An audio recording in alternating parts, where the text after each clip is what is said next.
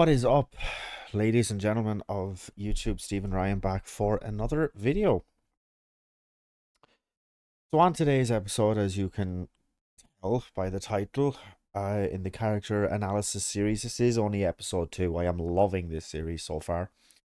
Just because I just get to kind of tell you about my personal opinion of other people, and I love it. So today's episode is going to be going over Joe Rogan. Now, Joe Rogan, I have had, God, for years, I have had mixed opinions on. Joe Rogan was one of those people that I kind of figured this out a couple of days ago. Or I don't know, I just kind of realized it. I put two and two together, I think. And basically what I think Joe Rogan is he's having these conversations on with his buddies or with, people who are not experts sometimes in the areas that he's talking about, be it the infamous thing where it didn't matter if he had fucking Gandhi on his podcast in like 2020 or in 2021, he would ask them relentlessly about COVID and about the vaccines and about all of this sort of stuff for like the first 20 minutes of the fucking podcast. And it was ludicrous, right? But I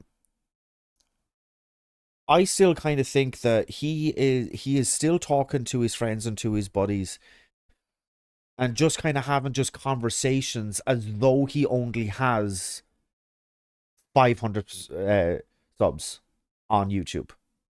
But he doesn't have 500 subs on YouTube. That's the problem. He has significantly north of that. He has a number of subs that I will never get to. Like, literally never get to. If I got to a 10th of his subscribers, I would be over the fucking moon happy, right? But the point here is that, like, that's what makes it almost dangerous. Because he's saying these things that are just his opinions. And listen, man, that's fine. That's fine. You want to go out and just tell us your opinions. You're shooting the shit with you and your friends. Fine. Fine. I don't give a fuck about that. I have no problem with that at all whatsoever. But the standard has to go up with that. The standard of, fact checking, of making sure that the information that you are presenting is true and is factual. That those two lines, the lines of how many subs you have and the line of how accurate your stats and what you are presenting has to be, those two lines should be parallel. So meaning that Joe Rogan should be the most kind of information accurate podcast that there is, because he does have the most popular podcast on YouTube, on Spotify. I think he's still on. I'm not actually 100% sure about that. But look, the point is, it should be at an exponential level, and it's not. And that's the problem.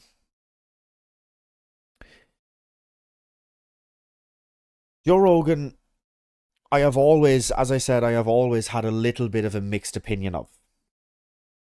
And the reason that I have always had a mixed opinion of him is because I was always under the impression, having watched a couple of his videos, like when I was first introduced to him, I was always under the impression that he would regularly change his views or his values or anything else like that, depending on who he was talking to. So if he was talking to somebody like Ben Shapiro, who was obviously very right wing, he would present, he would code, he would, be more right wing in his opinions or in his values or in his whatever. Now, there are certain stuff that's kind of sacred to him almost. You bring up any type, you mention weed, and he will never change his mind on that. He will never back down, and that's kind of good, because I'm of the opinion that we should have legalized weed in every country, not just the US federally. But aside from that, almost every single other one of his opinions, his views, his everything else is subject to change in a way. And I just didn't really kind of like that. I mean, you either have your opinions or you don't. You either think one way on a certain issue or you don't. You either, you know, have opinion X or you have opinion Y.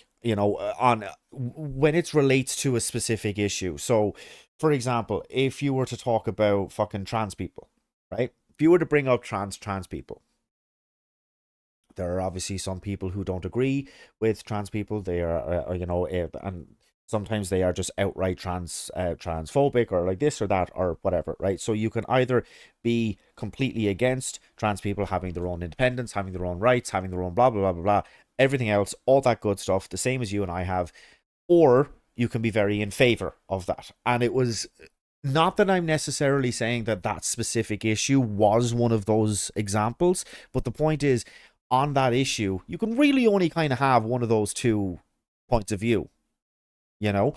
But depending on who he was talking to, he would adopt one or either of those views. And I just didn't really like that. I just didn't respect it. As someone who is not only just very opinionated, but who is also kind of was in the space of doing podcasts and stuff like that at that time, even when I was first introduced to him. Um, it was always just kind of, I don't know, it just seemed fake almost. And I get that, that wanted more so a wide variety of opinions in his audience so that they would, comment along or this or that or whatever, and he might end up changing his mind on one or two issues, blah blah blah blah blah. That's all fine. But I just think that, like, when you're in that space, you have a responsibility to give accurate information to your viewers. And especially considering who he has had on, even just in the last couple of months. He had now President-elect Donald Trump on his podcast. Which, by the way, there is a clip of him, I'm sure almost all of us have seen it at this point, of him on someone else's podcast a couple of years ago saying that he will never have Trump on his podcast. He said that Trump's team had reached out to him and had wanted to set something up and were, wanting to do something. And he said that he doesn't want to help him out. He doesn't want to be, seen to kind of have him and paint him in an unnecessarily good light or whatever else. And so he didn't want to have him on the podcast. And then lo and behold, he had him on his podcast. So look, I mean, you can change your mind and you can kind of go after, the viewerships that an awful lot of other podcasts had when they had Trump on their podcast. So you had Theo Vaughn, you had Aiden Ross, you had all of these other guys who have, a YouTube channel, who have a podcast, whatever else, who had him on, who were talking to him. They got serious viewership. I don't know if Joe Rogan was just jealous of it or wanted some of those views, wanted that sweet ad revenue. I don't know what it was. But he backed down on something that he was very unequivocally one-sided of. He said he did not want him on his podcast. He had reached out. I think that it was the clip, even though it was from a couple of years ago, it was recent enough that he kind of insinuated that the Trump team had reached out to him for his 2016 campaign and for his 2020 campaign. So, like, this is very, very, very, very recent. And he said no both times. As we all know, Trump has only been on Rogan's podcast once, and that was only recently. So I don't know. Maybe it was just because, he's seen how well all of the other interviews were going, and that he wanted to kind of cash in on that popularity of it. I don't know. But Rogan has been someone who has, when he had Bernie Sanders on, he was talking to whoever the next guest was. And he was talking about that he recently had Bernie on, and that, what he said just made an awful lot of sense to him. And he openly endorsed Bernie Sanders for president in 2020. which I know that was the year of COVID, and I know that that was the year of this and that and the other thing, and time just kind of became an illusion there for a little while, and it all kind of got away from us. That was only 4 years ago. And after he had Trump on, he openly and publicly endorsed Donald Trump for president. And this kind of gets into a wider narrative of grifters. Which has also actually given me another bit of inspiration for who the third episode might be on. But stay tuned for that. It is impossible to change your views so radically on you going from 4 years ago endorsing the most progressive, the most populist, the most willing to fight for the working class Americans, such as Bernie Sanders, to then endorsing Donald Trump. It is impossible to have such a radical shift in your own personal politics. I just don't buy it. I don't buy it. And then you have, like, I mean, because on like everything, on every single possible issue that Bernie has and that Trump has, they are diametrically opposed. But this is not the first time that Joe Rogan has massively changed his fucking views on a lot of different things. Genuinely, I don't know what happened to Joe Rogan over COVID during 2020, right? When COVID hit, I don't know what happened to that man's brain, but it is now as smooth as the top of his head. Because Joe Rogan just lost the fucking plot when it came to COVID. There was an awful lot of reports that were out during 2020 and in 2021 that Rogan, even though he was out on his podcast, and sometimes he was saying that COVID wasn't really that bad, or it wasn't really that big of a deal, or this or that, or the other thing. But then there was also behind the scenes rumors to say that like he would like disinfect the entire room before and after the podcast started. So you don't really know, because I mean, if you're that fanatic that you're disinfecting the entire room before and after a podcast starts, then you're obviously of the opinion that COVID isn't just a laughing matter and it is actually something to be kind of taken seriously. But then you're going out there and you're saying, no, it's not really that big of a deal, or it's this or it's that, or it's whatever. Look, man, I don't know. All right, I do not know. But the point is, you just can't radically change your views just that much. Like there is something of a grifter in Rogan. And look, everybody knows. I mean, it was wildly published. He did a $50 million deal with Spotify. So Joe Rogan, I mean, he wasn't exactly fucking crunching pennies beforehand, but he is fabulously wealthy now. And we all know that when someone gets fabulously wealthy, the chances of them turning to the right, because they always promise tax cuts for higher earners, the likelihood of you going over to the right as soon as you get a massive amount of cash, it goes up exponentially. And that seems to be what is after happening. I'm not saying, again, I am not saying that Rogan was, fucking pinching pennies before the Spotify deal, but it's only after the Spotify deal that he seems now to have radically shifted his views. I don't know. I don't know. I don't know if he's... I understand what you're saying, B. I genuinely do with selling out. I don't even know if I would necessarily describe it as selling out then. I just think that he just lost his fucking mind. I don't know if it was the stuff that he was taking rather than the vaccine, but I mean, like, even then, like, his coverage of the vaccine, it was really, really weird. Like, it was just not the Joe Rogan that, like, even I, as years ago, a skeptic, would be kind of little bit sussy about what was kind of said or what wasn't being said or this or that or anything else. I don't know if it is selling out. I literally, I just think it just broke his brain. Like, he just couldn't kind of he just couldn't, like, And look, I mean, like, fucking, man, like, COVID was difficult for an awful lot of us. It was, you know, I mean, it was definitely difficult for me. Shit, the first 2 weeks that I got off of work, that was absolutely fucking amazing. Oh my God, I could get up at whatever fucking time I wanted to, could do whatever I wanted during the day, couldn't really go out, but, you know, it was, oh man, sitting back, you know what I mean? Like, gaming the whole day, like, watching movies the whole day. Jesus, this is fantastic, you know? But I was out of work for 3 months. We went into lockdown in mid-March and we didn't go out of lockdown until about mid-June. So that's a full 3 months. And like the first day after those 2 weeks, I was kind of going like, Jesus, can I head back to work yet? Because this is getting fucking boring now.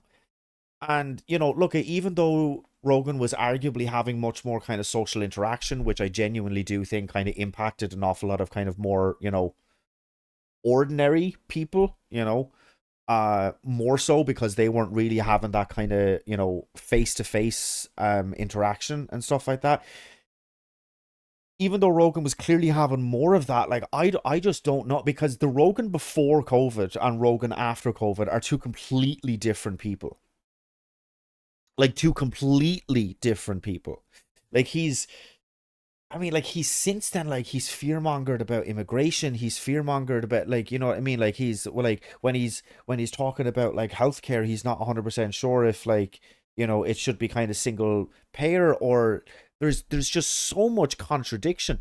And look, I found this video that I want to share with you guys because to me, I just can't believe that these two people are the same person, right? So It's like, I see a just listen to what he says here, because I just can't. Just listen to what he says here. lot of people online talking about this immigrant issue, and they either don't have kids or they don't think it could happen to their kids. Their idea is, hey, shouldn't have fucking come over here. You get those kind of people. Broke the law. Shouldn't have fucking come over here if your kid, you didn't want to get your kid separated.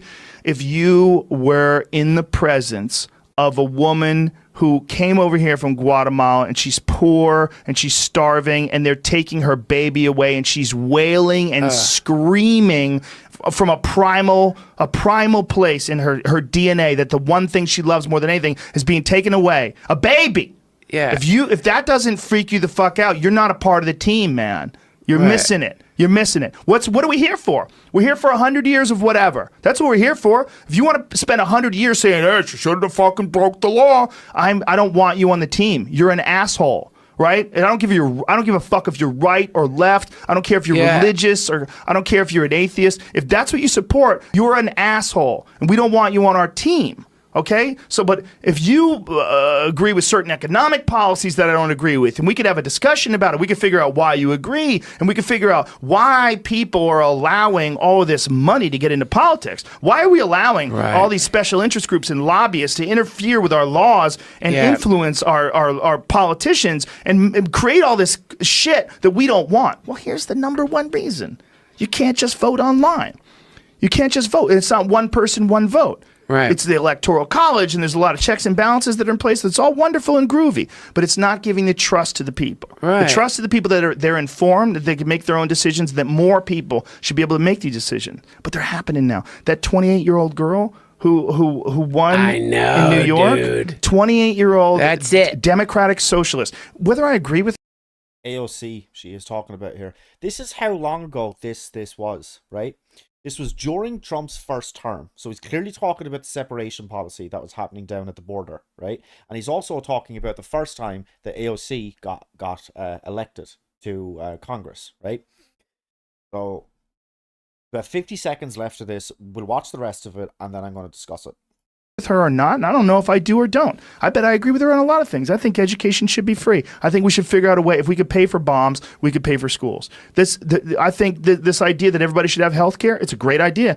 Who the fuck wants people to not be healthy? Who wants people to be hurt and not be able to fix it?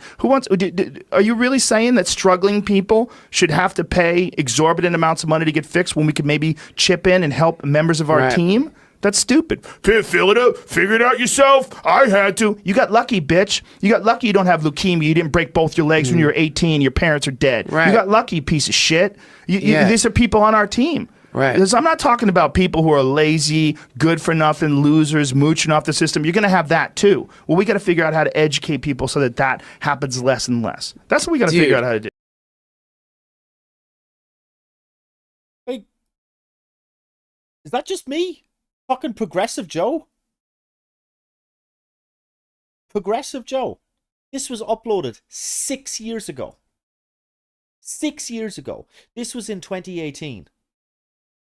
So we were 2 years into Trump's term, into Trump's first term in office. And that was Progressive Joe right there. If we can pay for bombs, we can pay for schools. 100%. I completely agree with him. I completely and utterly agree with him. His take on healthcare. Yeah, if you get sick, you get help. Not everybody is born as lucky as you are, who just figured it out or who just paid for it themselves. Not everybody is that lucky. Not everybody is that lucky. And the thing about it is, you know, you have... Oh... He was clearly, and I mean fucking clearly, railing against Trump there. Clearly railing against him 6 years ago. Trump famously did the separation policy at the border, zero tolerance policy. We all seen those videos, or we heard the story, or we heard the idea that if somebody came into the country and they were with their child, that they separated them, and like we all heard the videos and exactly what he is describing there, wailing from a primal, like a legitimately primal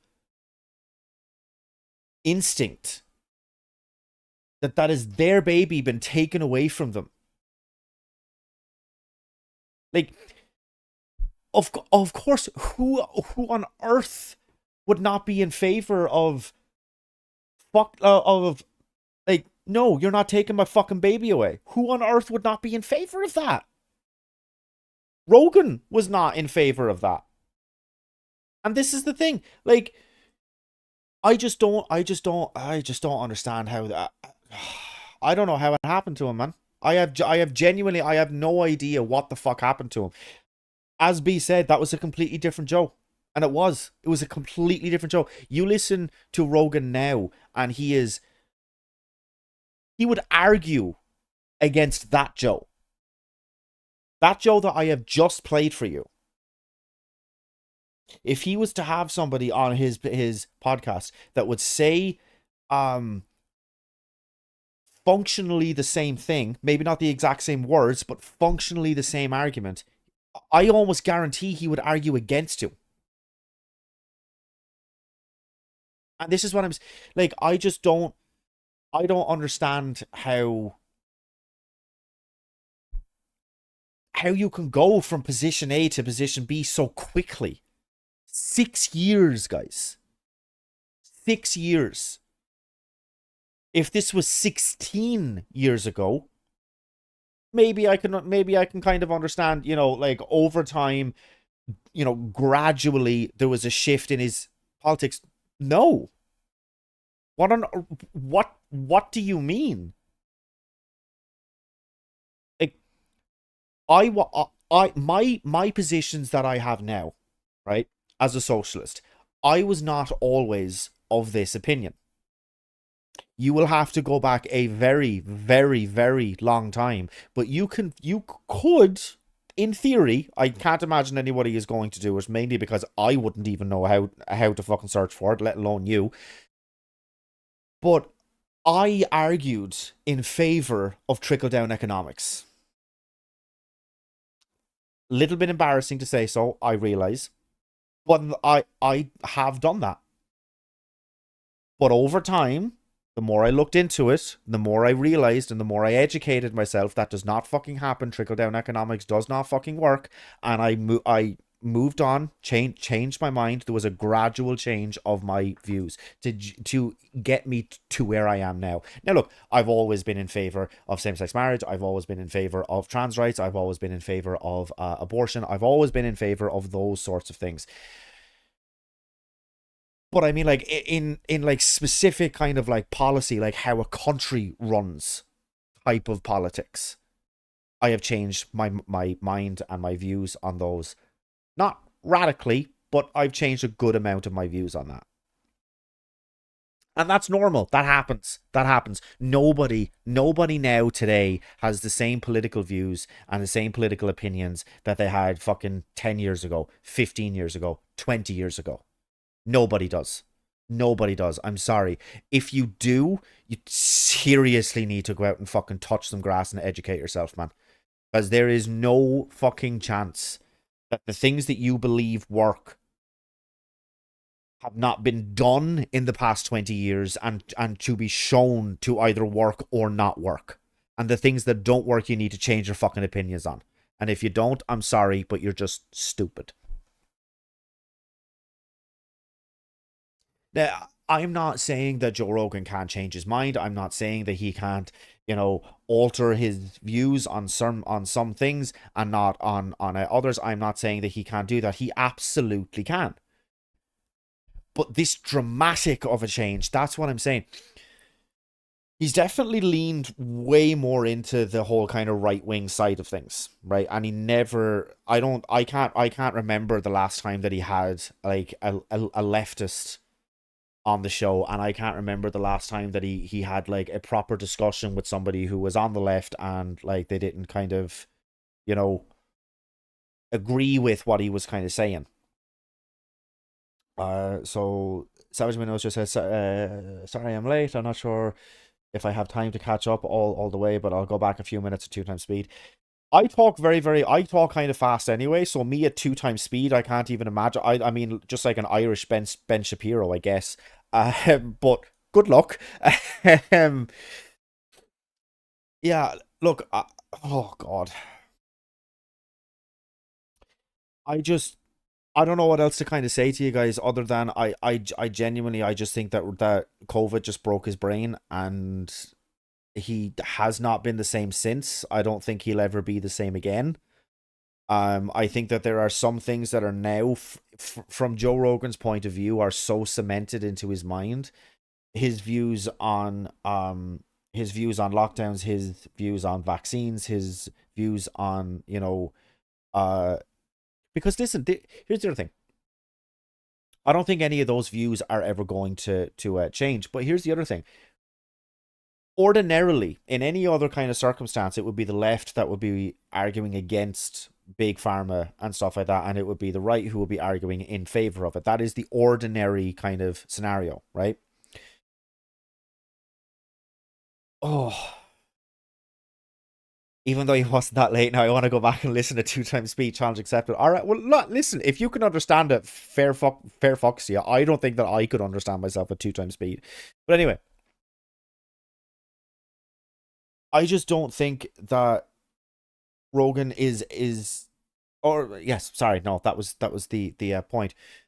When the left was advocating for people to get vaccinated, it wasn't arguing on behalf of the pharmaceutical companies. It wasn't arguing on behalf of the fucking CEO and being like, "Yeah, lads, go and put your, you know what I mean? Go and put your money basically into his hand." It wasn't us asking you to trust the CEO. It was us asking you to trust the people who manufactured the vaccines, the scientists, the people who have been educated and who have been studying this stuff for literally decades. We are asking you to put your trust in them, that they know what they are doing. And that's the thing. Like, I don't know. I just think that like maybe that like that was that was the point of view that Joe was arguing from. That he just wanted to. He thought that it was like enriching the CEO, which obviously, yeah, it did for the companies that made a vaccine. Like that was kind of that was part of it. Whatever. I don't know. I don't know what else to kind of say to you. I just don't think that Rogan has ever been kind of. I just don't think he's just been the same. And it's unfortunate, man, because, you know, Rogan, he would have kind of people on. He would have smaller YouTubers, but he's had Kyle Kalinske from Secular Talk on. I think it's definitely three. It's possibly even four times. And you know, he's had very productive conversations with him, and he was like Kyle has since said himself, and only recently, that that Rogan offered very little pushback to some of the things that he would be saying, and Kyle is not no centrist. He is not no Democrat. He is he's on the left. He's populist left. So, you know, listen, I just don't understand how it fucking happens. I just don't understand how you can kind of. I don't know what specifically happened. I genuinely don't. I genuinely don't. But it was definitely fucking something. I think COVID just broke his brain. I think that, um, you know, I mean, like but at the same time though, like I don't really kind of just want to just kind of excuse it away as that, and it's not really excusing it away either, but I don't just want to say, oh yeah, no, it was just COVID that just broke his brain and that's why he has the opinions or the views or the anything that he has now, because at the same time, every single one of us went through COVID. Every single one of us went through COVID. It wasn't just Joe Rogan. I went through it. Everybody in the audience went through it. Everybody who was going to watch this after the fact, who was watching now, every single one of us went through COVID. But not every single one of us had a dramatic shift in our political views since COVID. You know, I mean, it's definitely kind of affected some of us more so than it has others. It's definitely affected some of us less so than it has others. You know, I'm an introvert at heart, so I mean, genuinely, like I kind of liked being inside all the time and not, and you know, like not being allowed to go outside, much less kind of like just not wanting to go, not allowed to. So for me, yeah, no, look, it was kind of grand, but the social interaction part, yeah, no, I definitely miss that. But at the same time, like, is that really kind of good enough just to excuse it away? Is that really kind of good enough just to say, oh well, he went through COVID. It was a little bit of a shit time, and that's why he is the way he is now. I had these. I had a. I think I had every single one of my opinions before COVID and after COVID. So I don't know. Maybe it's just as simple as he's just following the grift. You know, it literally could just be as simple as that. I think that maybe in the early stages of COVID, he had somebody on and he kind of took the contrarian side. He went off the deep end. He went anti vax. He went anti, you know, he went kind of COVID is not like as bad as people are saying that it is, etc., etc., etc. And maybe an awful lot of people fucking tuned into that. And maybe an awful lot of people were kind of cheering him on and saying Joe Rogan is onto a winner here. And you know, the subs went up, the views went up. I'm sure that like Joe Rogan probably has like a Patreon of some description or a something like that. You know, maybe he saw a massive bump in his revenue and he thought, fuck it, I'm gonna keep going with this shit. And then like it's that kind of vicious circle. The more that you kind of say it to yourself and the more that you talk about it and the more that you like just keep talking about it and going off the deep end and deep diving into these sorts of kind of rabbit holes, you kind of convince yourself, and now he is just the way he is. I don't know. I don't know. I so far I'm only after getting to two possibilities. It was just COVID just really, really, really badly affected him, or he followed the grift. Okay, I'll catch up on some comments here. I don't think that we entirely trust the vax, but we trusted the experts that knew the science. Yeah, yeah, yeah, exactly. That's generally anyway the point that I was making. We trust the experts to have expertise. Joe thinks an all-nighter of the Google machine makes someone an expert. Yeah, exactly. I mean, like, these guys go to fucking college for like a decade to be able to go into some of the like most prestigious kind of labs and kind of and um labs and universities and stuff like that to be able to fucking study this shit. Like they go to college for a decade. Doing an all-nighter on the googly box does not make you an expert on fucking anything.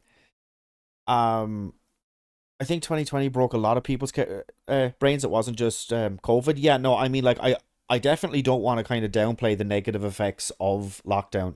I mean, like, we were so drastically reduced in the amount of kind of social interaction that we had. And I know that it kind of had its effect on me, man. I couldn't wait to go back to work, and literally just have a conversation with somebody. You know what I mean? I normally kind of hate small talk, man. That first day that I was back in work, I could have talked about the fucking weather for the entire fucking shift, and that wouldn't have mattered because I was just having a face to face interaction with someone. Like we are a social species. I'm not saying I am not anti lockdown. I am not in any way, shape, or form anti lockdown. But at the same time, kind of can't just ignore the negative effects that would have had on someone. Um, Savage says that my mom went off the deep end after 2020, not political, but she just went nuts. I'm so sorry. I don't think it was just the lockdowns. I think it was the political divide, and it got manipulated by COVID and put in power in the American media. Yeah, yeah, but I mean at the same time the media, like it hasn't been doing a good job for a very long time, but also at this, like, on the kind of not flip side of it, but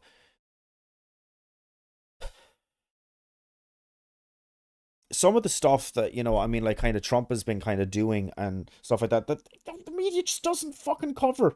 Like they've been doing a massive disservice to the public, and I mean, like, now even kind of independent media or like new media, new online media, as in kind of like YouTubers who will kind of host like a quasi news show, with the recent scandal of it being all kind of like Russian influenced, and there was X amount of kind of YouTubers that were kind of involved in that and stuff like that. They were literally getting paid by Russia to kind of, do their spin on it.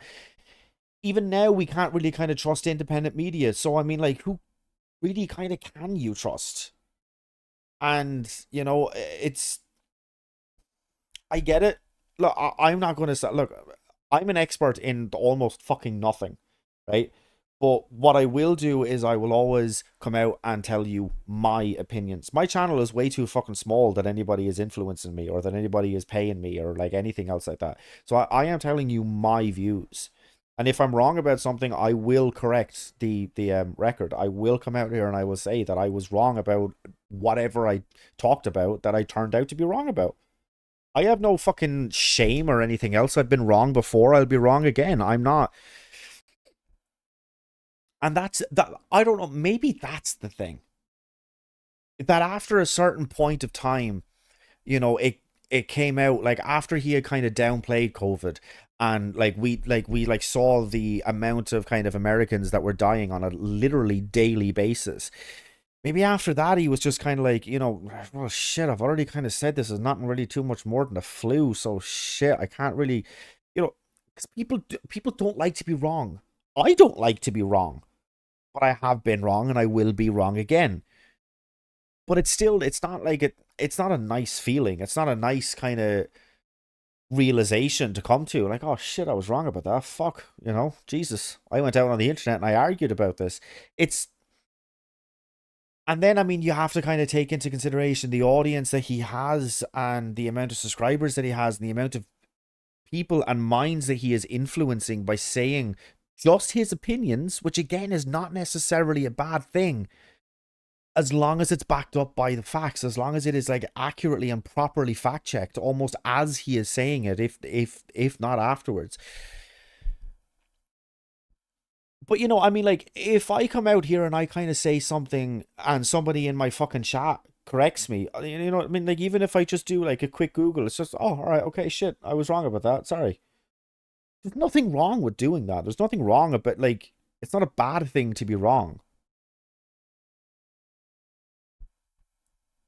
Oh,